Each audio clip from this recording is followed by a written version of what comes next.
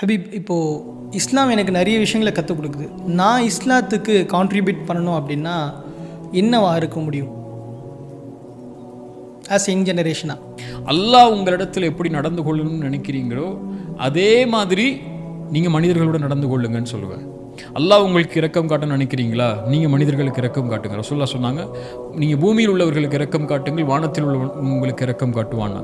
உங்களுடைய கஷ்டம் லேசாகணுமா, நீங்கள் பிறருடைய கஷ்டத்தை லேசாக்குங்க. உங்களுடைய குறைகள் மறையணுமா, நீங்கள் பிறருடைய குறைகளை மறைங்க. அல்லாஹ் உங்களுக்கு செலவு செய்யணுமா, அதிகமாக நியமத்தை செல்வத்தில் கொடுக்கணுமா, நீங்கள் பிறருக்கு கொடுங்க.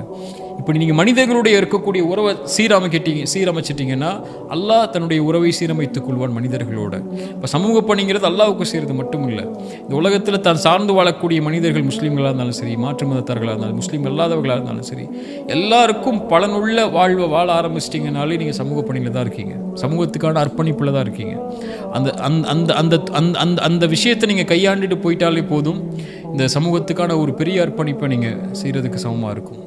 அல்லாஹ்வுக்கும் தன்னை சார்ந்து வாழக்கூடிய மக்களுக்கும் ஏதாவது ஒரு வகையில் அதுக்கு என்னென்னா, இன்னைக்கு சமூக பணி அப்படின்னு சொன்னால் என்னென்னு நினைக்கிறாங்கன்னா, மேடையில் ஏறி தாவா செய்கிறது மட்டும்தான், அல்லது இன்ஸ்டாகிராமில் பயான் பண்ணுறது மட்டும்தான், அல்லது ஜும்மா கொத்துபாக்கள் செய்கிறது மட்டும்தான், தாவாவில் இருக்கிறது மட்டும்தான் அல்லாஹ்வுக்கான பணி போல, மற்ற எல்லாமே நார்மலான பணி போல. இல்லை, அப்படியெல்லாம் இல்லை. நீங்கள் இந்த உலகத்தில் நல்ல மனிதராக, நல்ல குணமுள்ளவராக, உங்களையும் உங்கள் சார்ந்து வாழக்கூடிய மனிதர்களையும் கண்ணியத்தோடையும் எல்லா உதவி வாய்ப்புகளோடையும் நீங்கள் வச்சுருந்தீங்கன்னாலே இந்த உலகத்தில் நீங்கள் மேன்மையானவங்க தான், இல்லையா, சிறந்த குணமுடையவங்க தான். நீங்கள் அல்லாஹ்வுக்கான பணி செய்கிறதுங்கிறது தாவா பணி பண்ணுறது மட்டும் இல்லை. நீங்கள் எந்த பணியை அல்லாஹ்வுடைய முகத்தை நாடி செஞ்சாலும் சரி, அதோடைய இஹ்லாஸ் உங்களுடைய உள்ளத்தில் அது அல்லாஹ்வுக்காகன்னு இருந்துச்சுன்னா அதோடைய கூலியோ அதோடைய பலனோ மேன்மையானது.